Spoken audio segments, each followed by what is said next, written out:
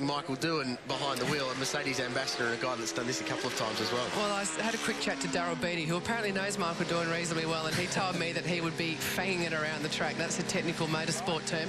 Just seeing the cars line up now, obviously you can see the Mercedes AMG Black Series on your left, ready to go. It's off. It's a staggered start. So don't forget, next up we'll see the Vodafone 888 car with Scott Pye at the wheel. Mick Doohan's off clearly as hard as he can. It looks like it handles well, this car, doesn't it? Like, you know that Doohan's going to be pushing it as fast as he can, but it goes well. And here goes Scott Pye in the Vodafone V8 Supercar. Now, let me tell you, sitting there as Scott was for 10 or 15 seconds, however long, it feels like an eternity. And needless to say, we've got Garry there sitting in the McLaren. He's watched two cars drive off, and he's still watching the clock going, come on, guys, let me go, let me go. He's got 30 seconds to go before he can go. I know, it's a great start. Now, Scott's a fresh face in V8 Supercars. He's done one Fujitsu V8 Supercar round, and he's been given a great opportunity to drive the Vodafone car, the same car that Craig Lowndes drives in the main championship. Well, the F1 car now getting the start. Jack, you told us you've driven in this twice. What's the staggered start like? Or are you watching the car in front of you? Are you looking out for the car behind you? Yeah, I mean, it's an interesting one. Once you're on the start line, you want to make sure you get a clean getaway. Obviously, with the handicap time, you want to be as close as you can as when we set that time. And then once you're driving, you know, the road car, he's constantly looking in his mirrors going, where's the V8, where's the F1 car? Now, this graphic on your screen will show you the relative position of the three cars on the racetrack. It's a pretty cool thing we've come up with to show you where they are on the racetrack. So you can see the Formula One car miles behind everybody. The V8 Supercar was about 15 seconds behind Mick Doohan in the AMG C63 Black.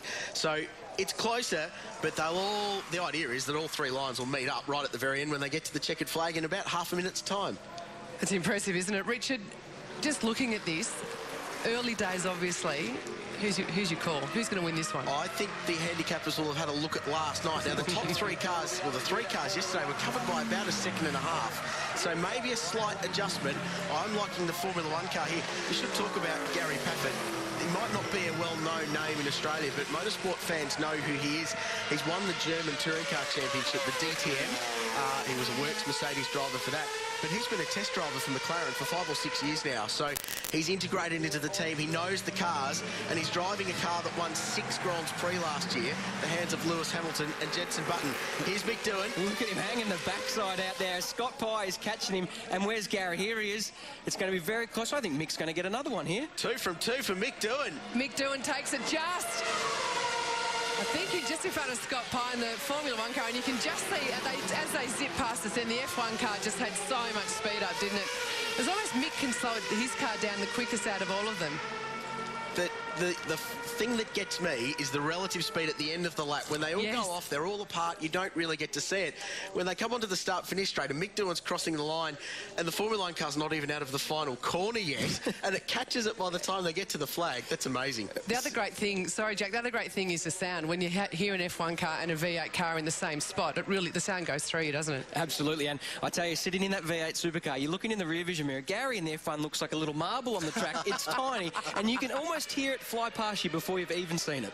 You can. Well, the results are Mick Doohan took 2 minutes 24 to get around. Scott Pye took 2 minutes 05 to get around, and Garry Paffett took 1 minute 39 seconds to get around. So, pretty good race. I just want to ask you quickly, Richard, is it the corners or the straights where the F1 car can really make it up? It's everything. Everything in one lap. Thanks to Liz. Thanks to Jack.